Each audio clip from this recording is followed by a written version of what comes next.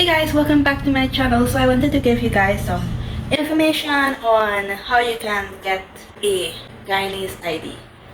As you know, I already got one, although it does not say Guyanese on it obviously, which I will show you later on in the video. In this video, I'm actually talking to persons in CARICOM countries because I'm not sure about the other persons that live elsewhere, if you can get through with it the same way. This was my way of getting through with it, so let me give you all the information right now, right after this intro.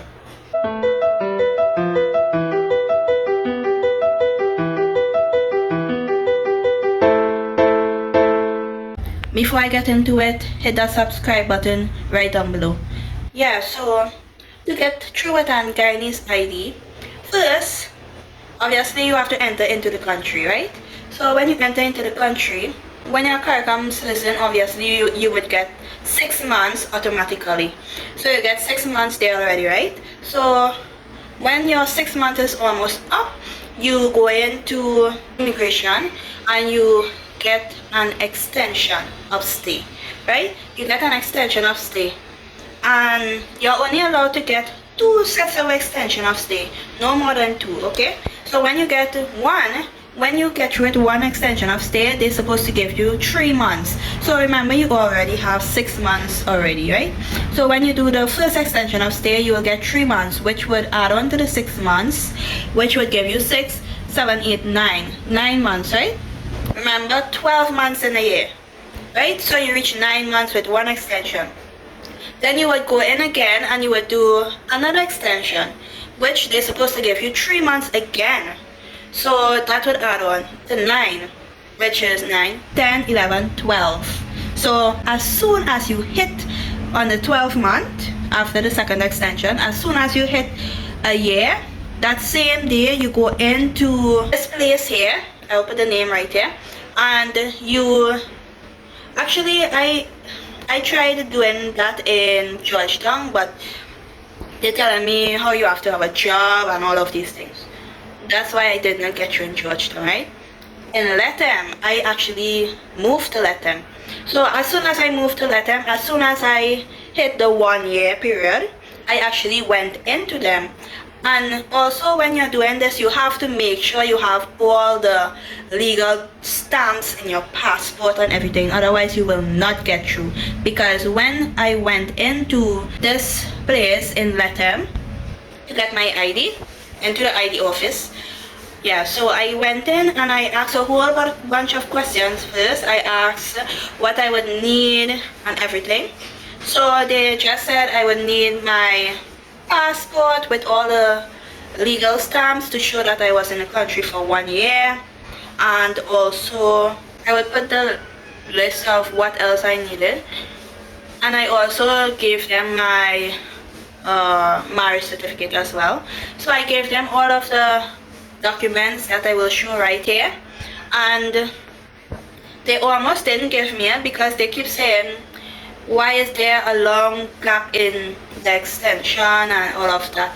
Why is there a long gap missing and all of these things? So I said, there's a long gap because when you go in for extension, right, they give you back a letter, and when you get this letter, you have to go back in to get through with the next thing to be able to go and get your passport stamped.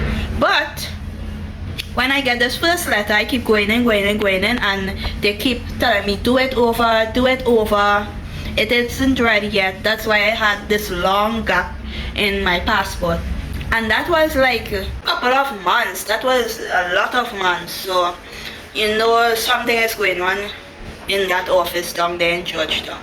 So that's what happened with that. But I talked about what happened and I said everything exactly what happened, and they actually had to give me it because I was legally in the country. I was not in the country illegally. So I got through with all of that, and then all of a sudden I wasn't expecting to get through with everything one time at that moment. I was actually shocked that I was getting through. So that same day I went in, because I just went in to like ask questions and stuff, and I ended up getting through with it the same day. After I asked all the questions and I gave the girl the passport, I gave the lady my passport. She carried it inside. They checked on it. They came and talked to me about the gap. I told them about the gap, and after that, she called me. She write up some documents. I signed some documents. I filled out some documents. Then they took my picture, and actually you didn't even have to pay for anything in that office. Nothing you had to pay for. You even got, when they took my picture, I actually got back three free pictures, and they kept one for the documents. I got back three free pictures. I didn't have to pay for the pictures. I didn't have to pay for forms. I didn't have to pay for anything. So then, after the picture now, I had to wait. So then she gave me back some documents, and then she asked for my address. Oh, you have to have an actual address here in Lethem, because they would literally come and check to see that you are living there, right? Because they don't want people to be coming here just to get it, and then they go on and then they calling them for it, and then they can't find them. So yeah, so anyway, after she gave me back whatever in the office, I left with some paper, and then I went home. That same evening, she came over. She checked to see if I'm living there and everything. Then she went, and then she signed up something in some book, and then she left and went. About, I would say, some weeks later, some weeks to a month, I actually got a call from them stating that my ID is ready. So I went in and I had to state that my ID is ready. I forgot that I was supposed to walk back with the paper, but I didn't. So they just checked my ID to look for it, and then they brought it out. I signed in a big book. Then they sent me by, I don't know if it's a registry or what. They sent me by, it had two other men sitting in front of two big books. They sent me there with my ID, and they write down all the information in the book. Then I signed that book. Then I was given my ID, and that was it. That was the quickest way I have ever gotten anything in Guyana. The quickest thing I've ever gotten.